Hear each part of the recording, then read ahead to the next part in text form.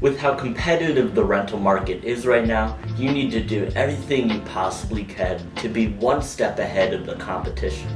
And the best way to do that is by being prepared. There's nothing worse than finding a place that you like, but you end up losing it because someone else submitted their application before you.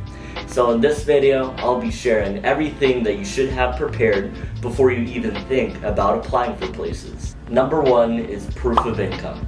Most landlords will require you to provide proof of the income you make, so here are the income documents that you will need to provide with your application depending on your line of work. If you're employed, you'll need to provide a copy of your pay stubs. If you're newly employed, you'll have to provide a copy of the offer letter that you received from your employer, which should include the date you began working there, your salary, your position, as well as a signature from your employer.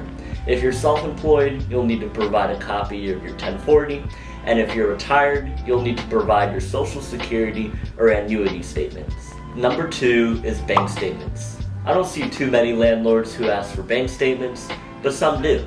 A landlord will ask you to provide bank statements to see if you have enough money to pay for the rent. It's best if you have at least 2 months worth of your bank statements on hand, just in case a landlord asks you to provide them. Number 3 is identification. If your name happens to be Bob, well, I'm sorry to break it to you, but you're not the only Bob out there. Because there are so many Bobs in this world, you're most likely going to be required to provide a photo ID to show the landlord that you're the Bob you say you are. Some examples of photo IDs that most landlords will accept are driver's license, passports, government IDs, and military IDs. Number 4 is Social Security number. Be sure to memorize this one-of-a-kind number of yours because landlords will need it if they plan on doing a credit or background check on you.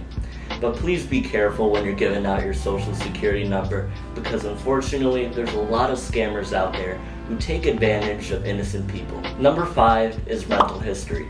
The landlord may ask you to go back in time by providing a list of the places that you lived in previously.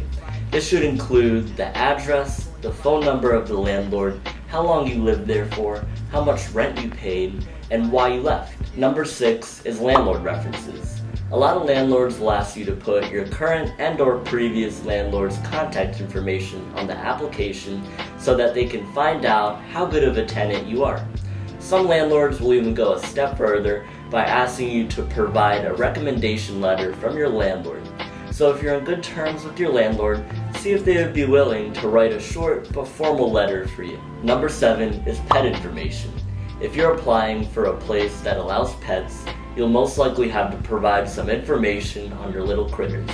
You should get documents from your vet that show that your pet is up to date on their shots and is non-violent. And last but not least is the application fee. Most landlords will have you pay an application fee.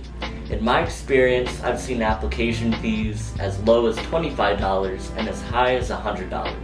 The application fee is typically used to pay for the credit and background check, as well as to process the application. Some of the ways that landlords will have you pay for the application fee are through cash, credit or debit, money order, certified or cashier's check, and Bitcoin. Nah, I'm just playing, but maybe in the near future. Like I said before, not all applications are the same, so the things that I went over in this video may or may not be in the applications that you see. And I know that the rental market is extremely tough right now, but so are you. If you gather everything that I went over in this video ahead of time, then you'll have a better chance in getting your application accepted. If you want to know what things you can do to make your application stand out from the rest of the competition, then check out this blog I wrote on how to do just that. I've included a link to it in the description. Thank you guys so much for taking the time to watch this video. If you found this information helpful, then I would really appreciate it if you gave this video a like and maybe even subscribe to my channel. Lastly, if you need help getting into a rental, please don't hesitate to reach out to me. I would love to help you find a new place for you to call home. Alright, that's it for now. I'll see you guys next time.